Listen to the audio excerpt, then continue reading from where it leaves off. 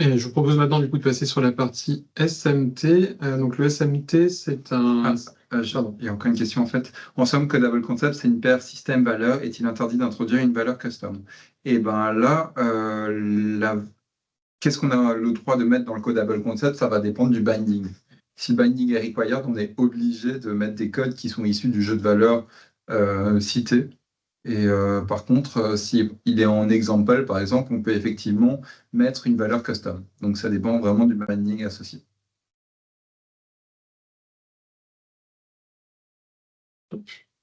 Donc je disais, oui, le SMT, c'est un service qui a été mis en place il y a quelques années maintenant, qui permet de proposer un point central de publication des terminologies, donc des terminologies qui sont accessibles de manière open source, publique, gratuite, via un guichet national unique. L'objectif, c'était déjà de favoriser l'interopérabilité et aussi de sécuriser et de faciliter l'accès aux terminologies, puisqu'elles peuvent être fournies par différentes unités de production qui sont un peu éparpillées dans le monde avec différents sites web, dans différents formats de fichiers, etc.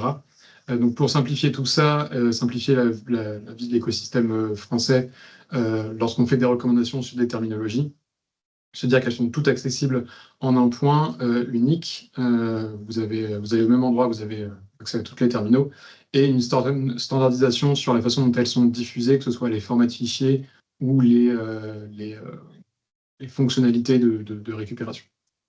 On vous a remis en bas à gauche deux URL. Donc la première, c'est celle du SMT classique, l'interface web. Et juste en dessous, vous avez le endpoint Fire. On va revenir sur la différenciation entre les deux. Donc le SMT nous permet plusieurs choses. Il nous permet déjà, nous, de vous partager des communications ou de la documentation sur les terminologies. Il va vous permettre de votre côté de naviguer au sein des terminologies, de rechercher des concepts. Et il y a toute une partie de distribution de la terminologie, que ce soit par le téléchargement classique sur l'interface web, ou via les API, notamment des API REST, des API Fire, etc. En termes de fonctionnalité et d'accès, on a le fichier RDF-XML, qui est un standard qui est défini par le W3C, le World Wide Web Consortium. Donc, toutes nos terminologies qui sont téléchargeables sur le SMT, elles sont un fichier au format RDF-XML. Évidemment, on conserve les formats natifs des terminologies, donc on va retrouver le format RF2, par exemple, pour la SNOMED CT. On a des terminologies qui sont aussi au format CSV, etc. Ce format RDF-XML, il nous permet aussi de proposer un moteur de requête SparkQL, si vous voulez faire des requêtes sur les terminologies. Et il y a toute une partie interface web, donc comme je disais, vous pouvez télécharger, rechercher vos concepts, vos terminologies, etc. L'interface web, la capture d'écran qu'on vous a mis, c'est la version actuelle. Il va y avoir quelques modifications dans une nouvelle version qui arrive, où il y a notamment une refonte du moteur de recherche qui sera simplifié et un peu plus user-friendly. Et la deuxième partie qui nous intéresse, donc les API REST, et notamment pour le projet Atom, les API Fire qui sont testés cette année. Donc vous avez un Swagger où vous pouvez retrouver de la documentation sur comment utiliser les différentes requêtes disponibles. D'un point de vue chiffre, sur la partie interface web API REST, vous allez retrouver 53 terminologies référencées, dont 35 au format RDF-XML. Donc il y a une petite différence puisqu'il y a certaines terminologies pour lesquelles on a juste un lien vers le site de l'unité de production, que ce soit pour des raisons de licence ou pour des raisons de simplification. Il y aurait trop de refonte à faire sur les fichiers, etc. Donc on préfère repointer vers l'UP directement. À titre d'information, en 2025, c'était le SMT environ 26 000 téléchargements, soit environ 2200 par mois. Donc pas mal de passages sur le site. Et c'est une plateforme, un outil qui est en évolution continue. On est à la 12e version du SMT. Et comme je vous ai dit, dans quelques semaines, il y a la 13e version qui arrive avec une refonte du moteur de recherche. Sur la partie API Fire, on va retrouver 305 codes système. Donc, on disait tout à l'heure, les codes système qui sont l'équivalent des terminologies. Donc il y a une petite différence au niveau des chiffres. Premièrement, parce que toutes les terminologies qui sont sur le SMT classique ne sont pas forcément sur les API Fire. Donc on va retrouver la SNOMED, la SIM par exemple, mais typiquement la LOX n'est pas encore disponible sur les API Fire. On travaille pour pour régler ça avec toutes les terminologies disponibles, toutes les terminologies d'intérêt qui soient disponibles sur la partie web, soient aussi disponibles sur les API Fire. Et surtout, sur les API Fire, vous allez retrouver les TRE du MOS-NOS, qui font forcément grimper les chiffres. D'un point de vue value set, on a environ 770, et on parlait tout à l'heure des concept maps, donc des alignements, on en retrouve 4 aujourd'hui sur les API Fire. Nicolas vous a parlé des Implementation Guides, une qui peut être intéressante si vous voulez plus d'informations sur ce qui est disponible ou non sur les API Fire, que ce soit d'un point de vue value set, d'un point de vue code system, et d'avoir plus d'infos sur ces code systems ou ces value sets. C'est l'IG des terminologies de santé. On vous a remis le lien dans la slide, et de toute façon vous aurez accès aux slides.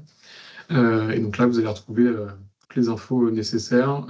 Il y a une séparation entre les terminologies NOS et celle du SMT, des notions d'historisation, etc.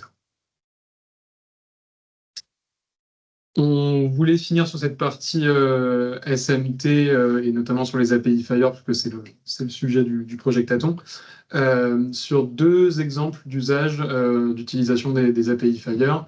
Le premier, c'est comment vérifier que votre terminologie est à jour. Donc en haut, vous avez l'exemple de l'URL avec la partie en bleu qui est l'endpoint du serveur Fire de l'ANS. Mais si vous avez votre propre serveur Fire, vous pouvez remplacer la partie en bleu par votre endpoint.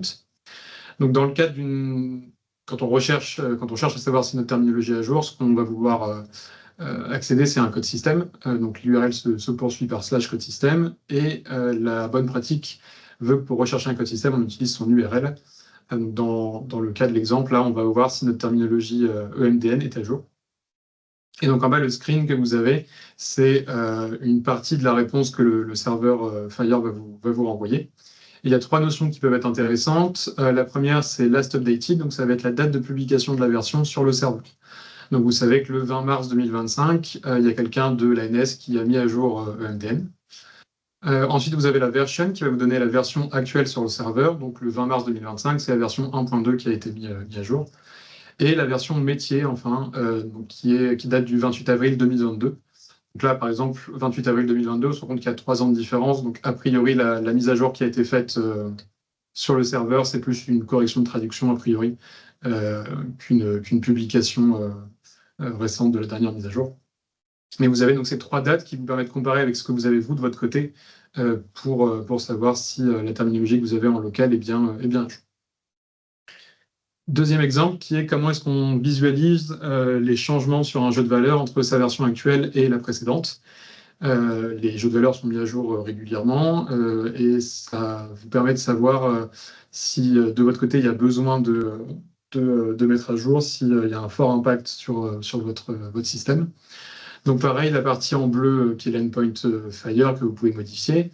Ensuite ici on va chercher à accéder à un value set. Vous avez l'identifiant du value set. Ici, donc, c'est le JDV localisation anatomique CISIS.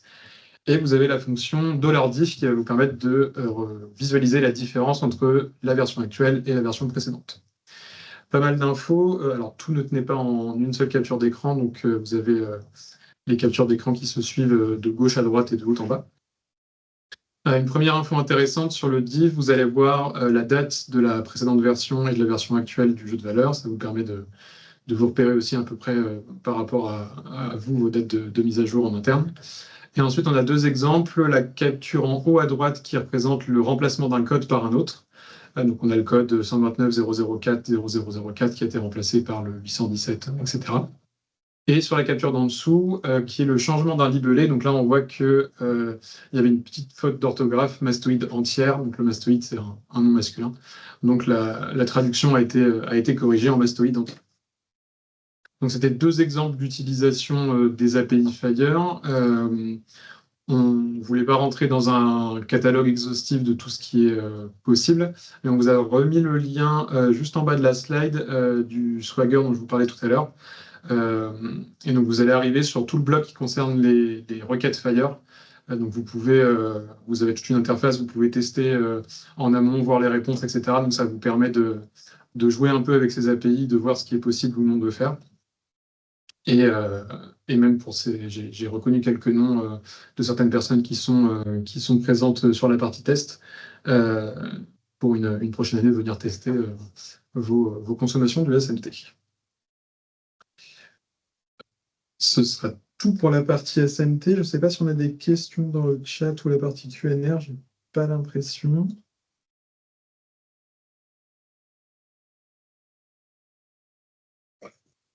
Et bah, s'il n'y a pas plus de questions, Rory, je te laisse prendre la main pour présenter ta partie. D'accord, je vais partager l'écran. Voilà.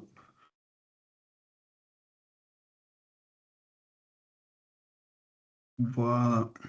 C'est bon? Oui, c'est bon, on voit. C'est bon, attends, je le mets à côté pour voir les chats et je vais les caméras. Allez, pour faire peur. Voilà, bonjour à tout le monde. Bon, voilà, on va en parler d'un sujet un peu compliqué. Normalement, on parle de ce sujet, on prend toute une journée. Alors, je vais le faire dans 15 minutes. Ça va être un peu précis. Avant de commencer, je m'excuse en avance pour mon accent de migrant post-Brexit. Mais voilà, pardon, on est là maintenant. Bon, on va parler de SNOMED plutôt après ce que Maël et Nicolas ont parlé sur Fire, le SMT. On parle de comment on peut changer les données et c'est quoi, qu'est-ce qu'on utilise comme message et tout. Et après, maintenant, on va parler de qu'est-ce qui est dans les messages. C'est ça qui est important. Alors, je vais un peu parler de qu'est-ce que c'est SNOMED, c'est quoi le modèle logique, comment ça marche avec Fire, on va parler des requêtes, et plutôt je pense, qui est plus important pour tout le monde qui est là, c'est qu'est-ce qui est disponible pour pouvoir utiliser. On a beaucoup des outils open source qui sont très utiles, que vous pouvez utiliser, on va en parler, et je vais laisser les liens. Et après, je pense que Maël, on va donner la présentation à tout le monde, comme ça, ils ont les liens. Oui. Ouais. Parfait. Alors, allez, on y va. Voilà, SNOMED City. On en parle un peu aujourd'hui, on va parler d'autres terminologies, d'autres standards. Et bon, on va parler maintenant de SNOMED. C'est quand même la plus grande terminologie clinique du monde, mais c'est beaucoup plus que juste une liste des codes. C'est pas juste une liste des termes avec des numéros. Alors, SNOMED, il y a 370 000 concepts cliniques dedans. Ce qui est très important, c'est l'histoire des relations logiques. On va en parler. Et c'est ça qu'on commence à parler de puissance de SNOMED. Ce n'est pas juste une hiérarchie simple, c'est une ontologie. Il y a des relations entre tous ces concepts qui donnent une puissance pour les requêtes. Et dans le monde aujourd'hui des océans de données, IA et tout, le plus qu'on a au niveau de structurer sur ces données, c'est mieux. Alors, SNOMED, ça couvre tout ce qu'on a besoin, la plupart, la pathologie, procédure, organisme pathogène, observation clinique, tout, vous pouvez le lire. Tout c'est disponible en SNOMED, mais en fait, tous les pays ils ont une autre façon d'implémenter, et on parle un petit peu de ce qui se passe en France. Partout dans le monde, SNOMED, c'est quand même c'est SNOMED International qui sont les propriétaires de SNOMED, qui gèrent, qui publient, qui distribuent le produit. Mais par contre, nos propriétaires, c'est des pays. Ça s'appelle les pays membres. On a 52 pays membres, y compris la France. Entre ça, on a au moins 10 traductions, y compris français aussi. Et c'est depuis 2022 au 21, je pense 2022, que la France est devenue membre. Et ça veut dire que tout le monde en France peut avoir accès à une licence sans charge pour utiliser SNOMED dans le pays. Et c'est pareil dans tous les pays membres, c'est vraiment l'intérêt d'être un pays membre. On a la plupart de l'Europe, c'est fait partie, les États-Unis, Royaume-Uni, Australie, Uruguay, un peu partout, en fait, voilà. Et c'est intéressant à voir qu'est-ce qui se passe dans le monde au niveau de standardisation. Et depuis Covid, bien sûr, pour l'épidémie, ça, c'était la première poussée pour vraiment regarder dans le monde numérique. On en a parlé avant, mais pas vraiment. Maintenant, on commence beaucoup plus. Et maintenant, on a d'autres raisons avec l'IA qui arrive. C'est pour vraiment qu'on parle d'une monde de santé numérique. Alors, c'est pour ça qu'on est là. Alors, à ce moment, il y a une édition française qui est produite tous les mois de juin, un fois par an. En même temps, la version internationale s'est produite tous les mois. C'est juste une question de mise à jour. Et là, pour le moment, la plupart du contenu dans la version française, c'est la traduction. Tout le temps en français. Bah, pas tout le temps. Je pense que pas loin du mois, ça va arriver à moitié maintenant, de tous les trucs qui est traduit. Alors, dans une slide, je vais parler de, ça fait 4 heures de cours. Alors, ça, c'est SNOMED. Voilà, SNOMED, et on parle des concepts, tu vas en parler de ça. Et un concept, c'est vraiment une concept logique, une idée logique d'un truc médical. C'est que c'est formellement défini. Le truc qui est très, moi, en faisant quelqu'un qui vient du monde de technologie, c'est très intéressant parce que tu commences à avoir quelque chose qu'une machine peut comprendre. C'est pas juste une machine qui doit comprendre qu'est-ce que ça veut dire appendicite. Et maintenant, il voit qu'il y a un modèle qui est logique derrière, qui explique qu'est-ce que c'est. Et si on parle de ce modèle-là, on a appendicite. Là, on voit le mot. Là, c'est l'identifiant de SNOMED, qui est le même partout dans le monde. Dans le monde, n'importe quelle langue, ce sera toujours ce numéro. Mais ici, on a les relations qui sont intéressantes. D'abord, on a il y a deux parents. Ce concept, c'est un sous-type d'une affection de l'appendice, et l'autre, c'est un sous-type d'inflammation du gros intestin.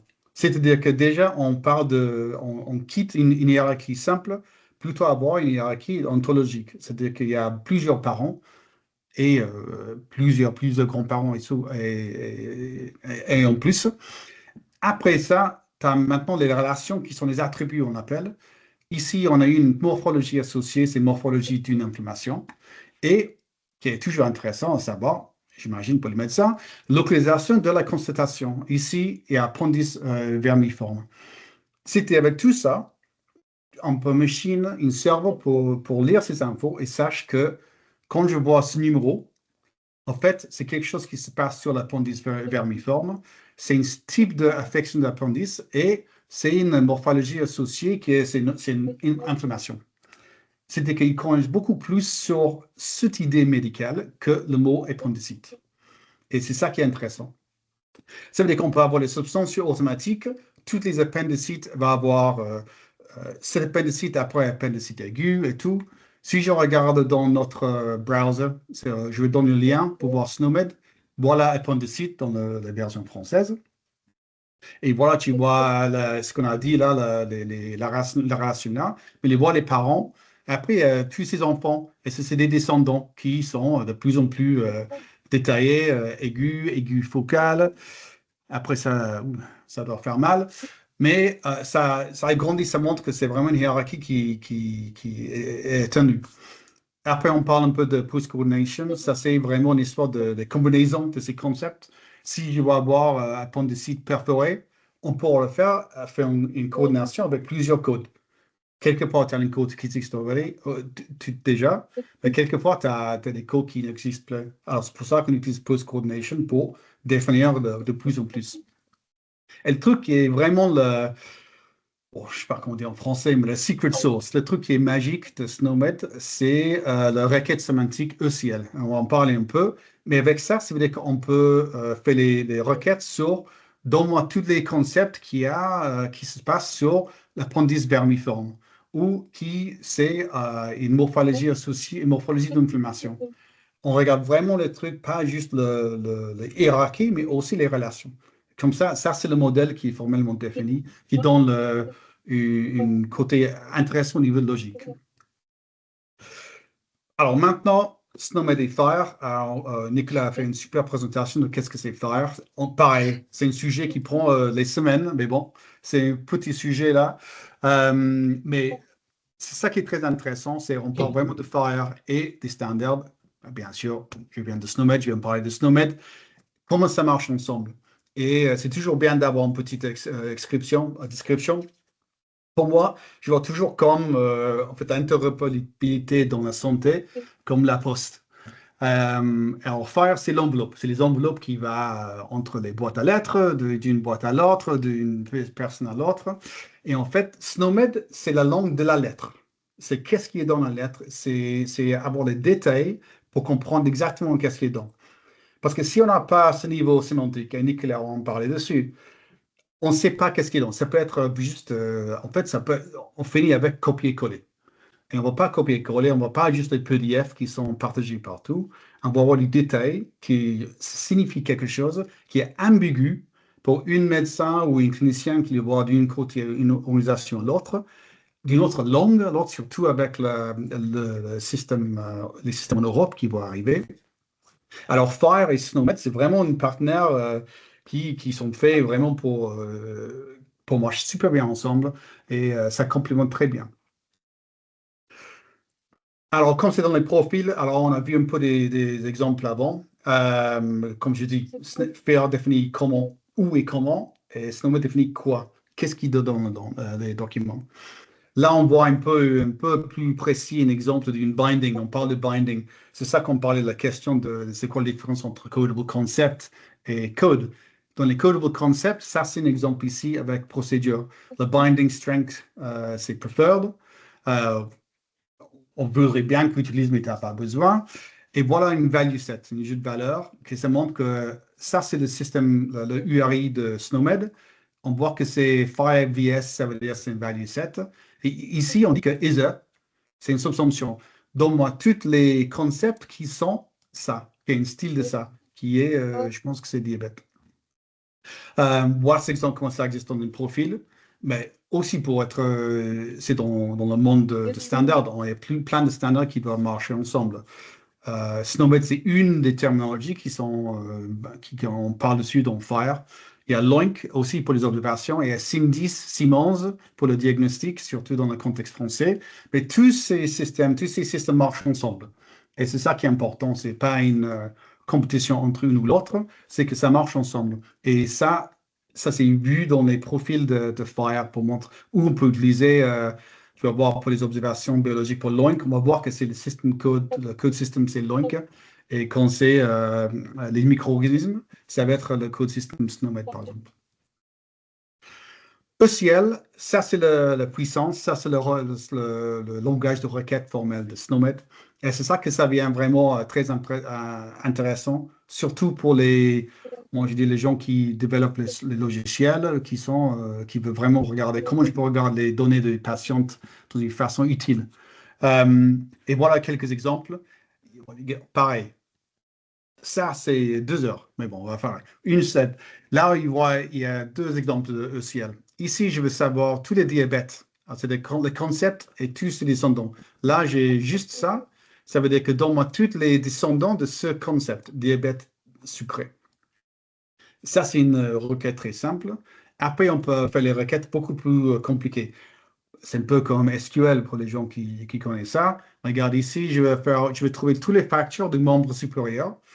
Là, ça montre que je veux tous les concepts qui sont un style de fracture osseuse et tout ce qui se trouve sur le membre supérieur. C'est-à-dire qu'on peut définir et refiner la requête de plus en plus. On peut avoir les requêtes très détaillées et c'est hyper utile. Et ça veut dire que j'ai un système qui a plein de données de patientes, qui a des codes symptômes dessus. Si je veux trouver tous les patients qui ont eu une fracture de membre supérieur, si je mets ça, ça va me récupérer toutes la liste des concepts. Après, je demande dans mon système, donne-moi toutes les données de patients qui ont ce concept dedans. Et tout de suite, je vais trouver les patients qui ont ça, qui répondent à cette question, pas à quelle maladie ils ont eu ou quel problème ils ont eu et tout ça. Et ce qui est très bien, que ça marche très bien avec Fire, et ça, c'est les value sets qui sont un peu plus automatiques. Ça, c'est automatiquement. Il y a une mise à jour à Snowmed, tout de suite, le value set se met à jour. Et on voit la même façon de créer les URI canoniques. C'est Fire value set, mais après, c'est ECL. Et après, voilà le ECL après. Et ça retourne automatiquement. Et tous les serveurs de terminologie, SMT et les autres, ça va retourner une liste des concepts que vous cherchez à ce moment-là. Alors, vite fait, qu'est-ce qui est disponible pour vous?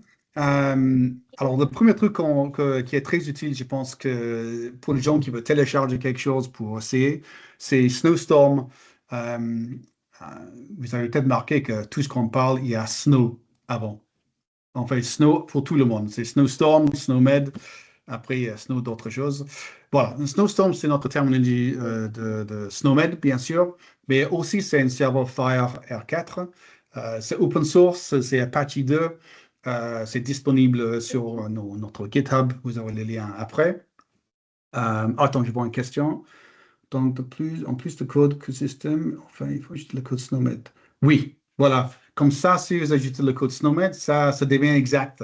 C'est-à-dire qu'il n'y a pas tout à fait besoin de mettre le terme parce que le code suffit, il faut mettre le terme.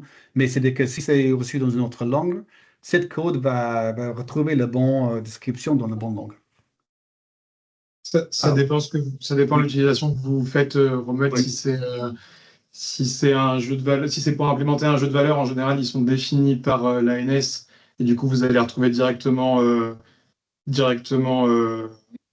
la liste des codes. Après, c'est plus si vous voulez l'utiliser en dehors d'un cas d'usage dans lequel nous on a créé un jeu de valeur. C'est le même principe que ce que montrait Nicolas tout à l'heure. Dans le codable concept, vous pouvez avoir alors, si vous avez un élément codé, vous allez avoir le code système SNOMED et le code SNOMED. C'est pas quelque chose à rajouter en plus. Oui. Mais en fait, pourquoi il ne faut pas mettre que le code? C'est qu'il y a des systèmes qui n'ont pas SNOMED ou qui n'ont pas Loink ou qui n'ont pas l'autre système.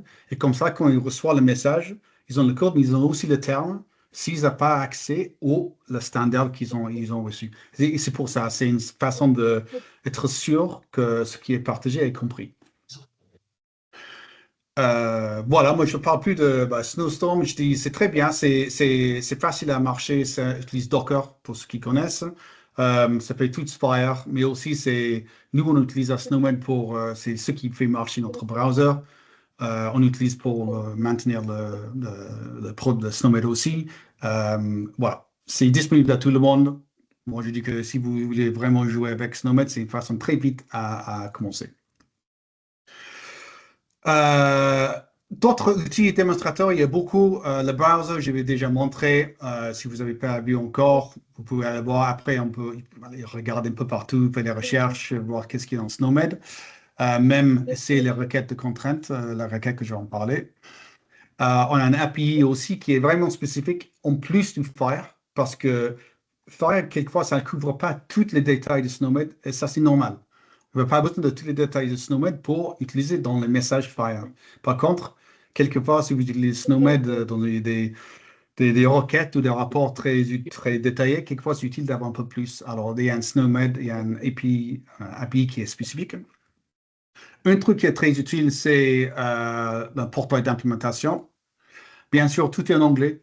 C'est utile pour quelques de nous, mais tout est en anglais et là, il y a plein de choses à regarder. Il y a des outils, il y a des traductions, il y a des démonstrateurs, des guides, comment on peut utiliser plein de choses. Je dis que c'est vraiment un bon endroit d'y aller pour avoir beaucoup plus de détails. Après, il y a le SNOMED on Fire IG. Ça, c'est comme on utilise, un peu comme on a vu, c'est l'implementation guide pour Fire. Comment on utilise SNOMED avec Fire. Ça, c'est quelque chose que les deux organisations, HL7 et SNOMED, travaillent ensemble pour faire. Snap to SNOMED, c'est peut-être très utile. C'est un outil pour faire du mapping assisté des codages local à SNOMED City, quelquefois quand on a besoin. Et un truc que moi je trouverais toujours utile à montrer aux gens comment on peut implémenter SNOMED, c'est comment on peut mettre dans un prototype d'interface d'utilisateur. Et là, on a fait une, pareil, c'est dans notre GitHub. C'est en anglais, mais ça utilise Fire Terminology Server. Moi, je peux mettre Diagnosis et ça cherche le Terminology Server et ça me montre que les diagnosis. Si je mets Procedure, oula, je ne sais pas comment, je vais mettre 4. Ah, voilà. Ça a l'air painful. Voilà, cutting of hair. Voilà, j'ai déjà coupé. Mais voilà, ça, c'est un exemple. Tu peux toujours regarder. Et tous ces codes, le logiciel, c'est en GitHub. Alors, c'est utile à revoir comme on a fait. Je recommande pour regarder. En plus de ça, très utile, il y a beaucoup de e-learning. Tout est gratuit pour tout le monde en France. Malheureusement, tout est un peu en anglais, comme toujours pour le moment, mais peut-être ça va arriver en français. Introduction et comment on fait du développement, comment SNOMED et Fire, tout un module dédié à cette intégration, très bien regardé.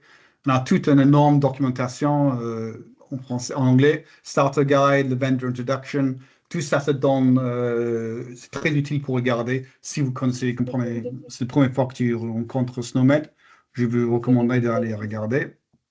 Et en plus de ça, il y a tout un support, une communauté ANS, mais l'équipe, ils sont là pour aider, mais aussi SNOMED International sont là pour aider. Il y a quand même des forums que vous pouvez aller pour demander des questions, pour regarder qu'est-ce qui se passe dans la communauté. Alors, je dirais que c'est très bien d'aller regarder ça. Et encore les liens, un peu les mêmes choses encore. Je partage tout ça. Voilà, ça c'est 6 heures de cours, très vite. Je suis sûr que ça a un peu passé au-dessus de la tête, mais on est là pour les questions. Donc des questions maintenant si vous en avez, mais sinon, vous pouvez me contacter après aussi pour envoyer des questions. Voilà, à vous. Merci beaucoup, Rory. N'hésitez pas si vous avez des questions dans le chat ou la partie Q&A. Là, je vois qu'il y a une question de main levée. Je peux vous libérer la parole. Hop.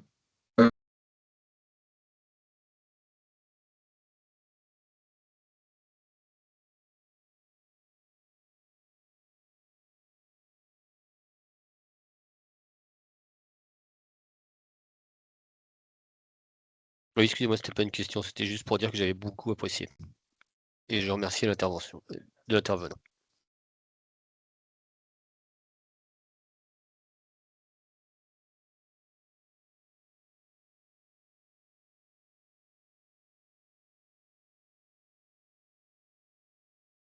Vous êtes en mute, Mel.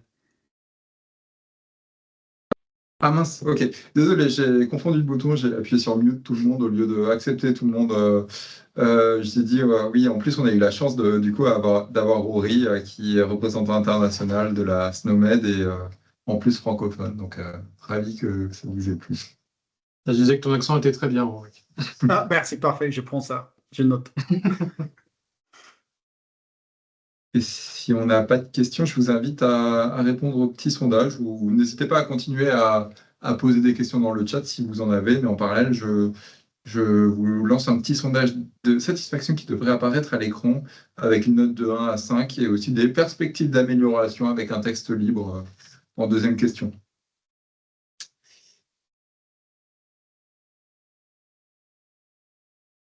Je vois que les réponses arrivent, super. Eh bien, moi, d'accord. Eh ben, top. Ouais, ça aurait été... Oui, s'il n'y a pas de questions, on peut s'arrêter là. Merci. Comme disait Nicolas, n'hésitez pas à nous contacter par mail ou là sur le chat, sur le Slack du Projectathon si vous avez accès, si vous êtes aussi sur la partie test. N'hésitez pas, on est là pour ça.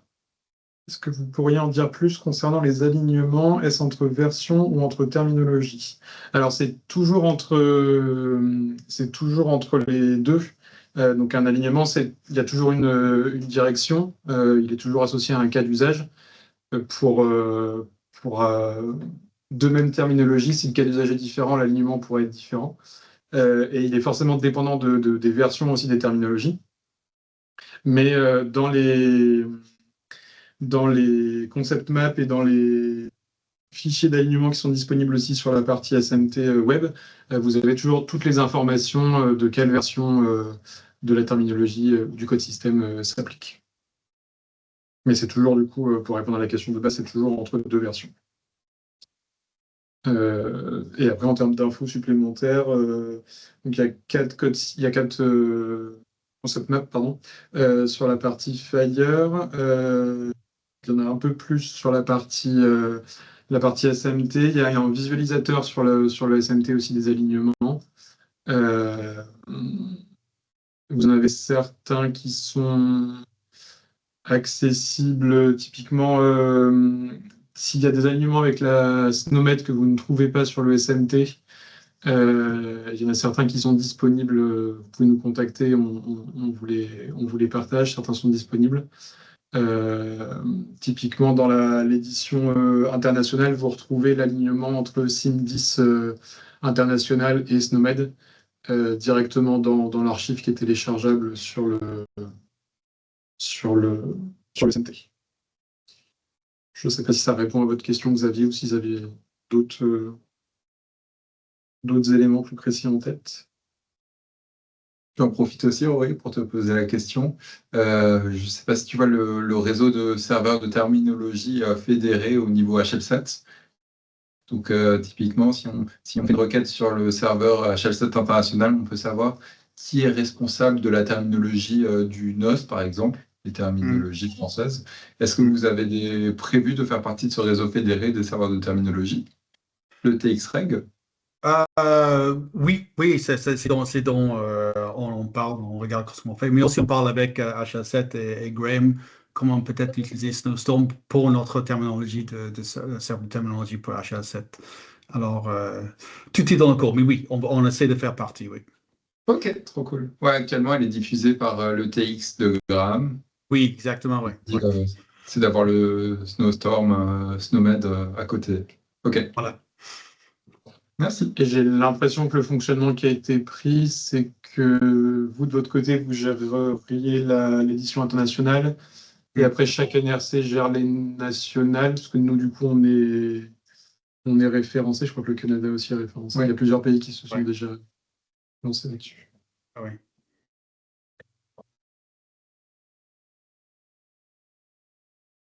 Donc, 32 réponses. Super. Eh ben, merci beaucoup. Je pense qu'on peut clôturer si ça vous convient. Il y a une question.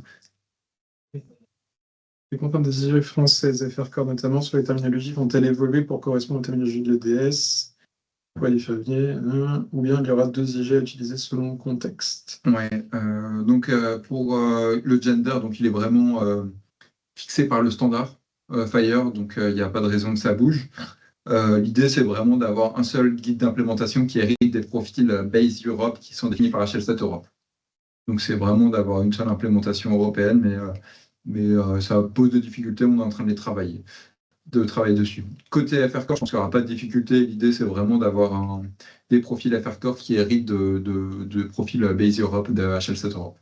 Mais on en discutera en GT FR Core Interop Santé, Alexandre. Et de manière plus globale, sur les terminaux dans les specs CISIS, par exemple, on sait qu'il y a une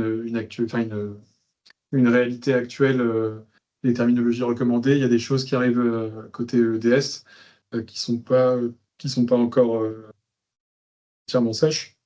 Donc de notre côté, on est en train d'étudier tout ça, de voir les différences qu'il y a, de voir comment est-ce qu'on accompagne au mieux l'écosystème pour qu'il n'y ait pas de transition qui casse tout, entre guillemets, mais qu'on soit quand même compliant avec l'Europe. Donc tout ça, c'est des choses qui vont arriver petit à petit, on vous tiendra au courant.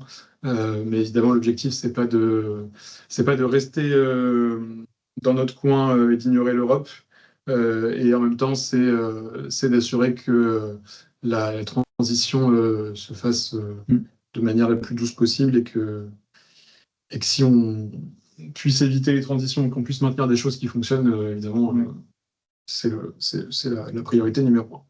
Et il y a aussi la question de quel est le niveau d'exigence au niveau EEDS. Je vois que Jean-Christophe est parmi les participants côté DNS et qu'il a travaillé du coup dans DGT au niveau européen pour savoir si il était plutôt conseillé de mettre les terminologies en préféré ou en obligatoire. Et je ne sais pas ce qu'il en est aujourd'hui, s'il y a des règles strictes.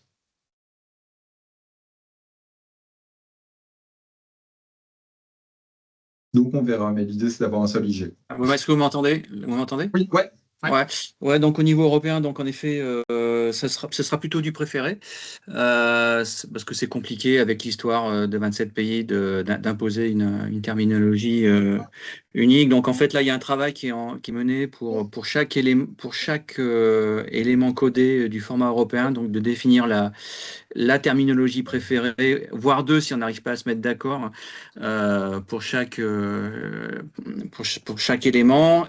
Préféré, ça veut dire que ça sera, par contre, elle va être préféré / obligatoire pour les échanges transfrontaliers et préféré terminologie cible pour les pays. C'est-à-dire que, par exemple, un pays pourra quand même utiliser ses terminologies locales. En France, on va Je sais pas, enfin, par exemple, j'ai pas d'exemple précis, parce qu'en France, on est plutôt bien lotis dans le choix des terminologies qu'on a fait il y a quelques années.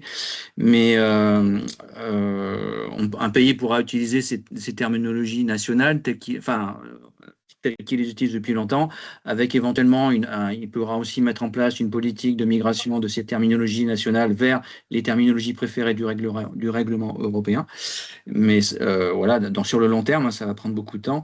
Mais en tout cas, voilà, donc si par contre un pays qui doit échanger de données avec un autre pays, là, il faudra passer quand même par les terminologies préférées définies par le règlement, donc faire des alignements éventuellement de données entre la terminologie nationale et la terminologie transfrontalière préférée.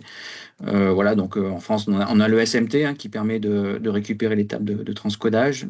Donc ça, c'est un outil hyper puissant et merci d'avoir organisé cet atelier parce que vu comment ça avance au niveau européen, c'est un outil socle, c'est un service socle hyper important. Voilà, donc j'ai pas plus de choses à dire. Donc, et puis les terminologies préférées, normalement, devraient être publiées dans les actes d'exécution en septembre-octobre, quoi. Donc, voilà. Super, merci pour la précision. Merci Jean-Christophe. Et bon, normalement, c'est clair, quoi. Merci à tous Merci beaucoup à tous. et à tout à l'heure pour le point de clôture de la journée, Ouais. si vous y participez, et à demain aux autres ateliers potentiellement. Bonne soirée. Bonne soirée. Merci, bonsoir.